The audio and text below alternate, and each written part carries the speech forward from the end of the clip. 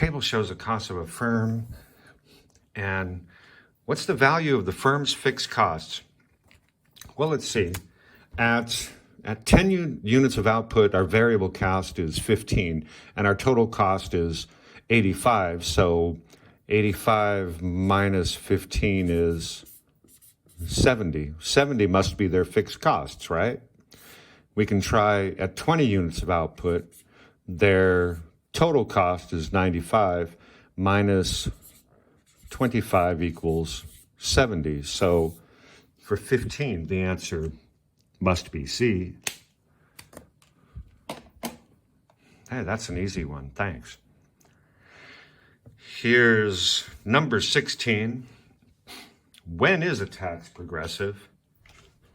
This is also the same as a paper 11 question.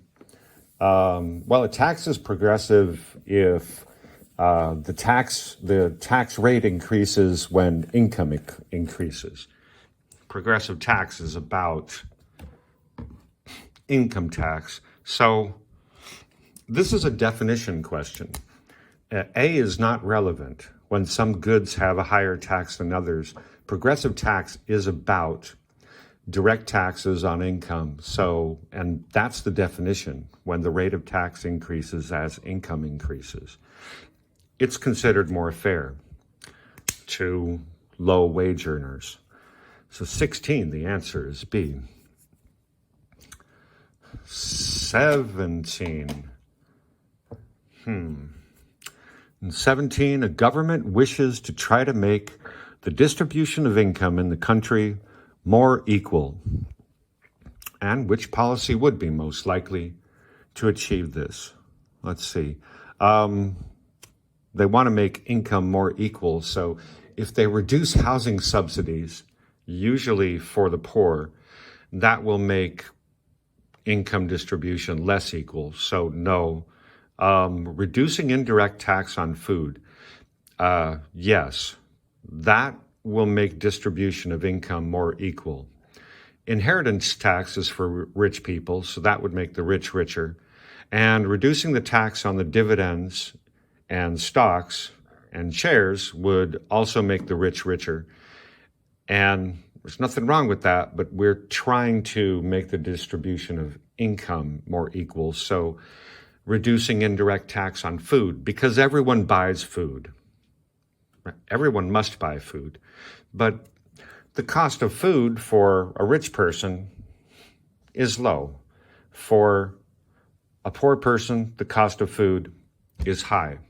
So if you reduce the tax on food for everyone, even, you'll make the poor people richer. You give them more disposable income.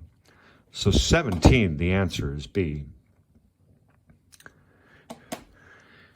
18, also the same as one of the questions on paper 11.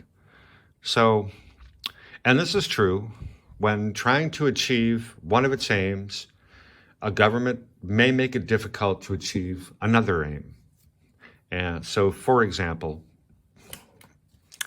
they want an example. Let's see, is this an example? Even distribution of income, rise in the average standard of living. Now, those two ideas work together. More even distribution of income, rise in the average standard of living. If you distribute income from the rich to the poor, then you raise people's living standard. The rich already have a high standard of living.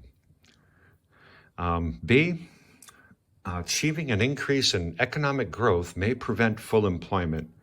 No, the opposite is true. These two goals, if they are aims or goals, can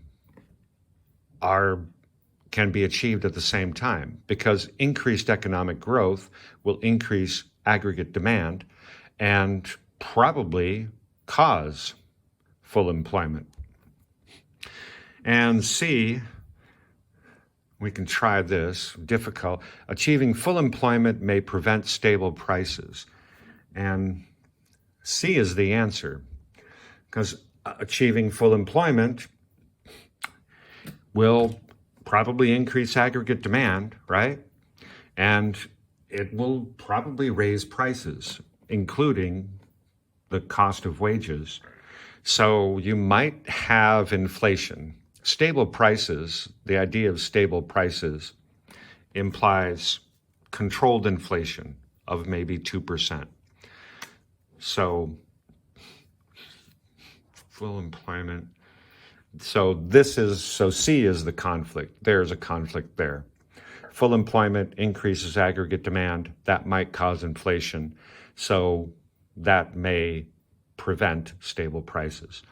D, achieving stable prices may prevent a current account surplus on the balance of payments. I don't know. I need more information. So choose C.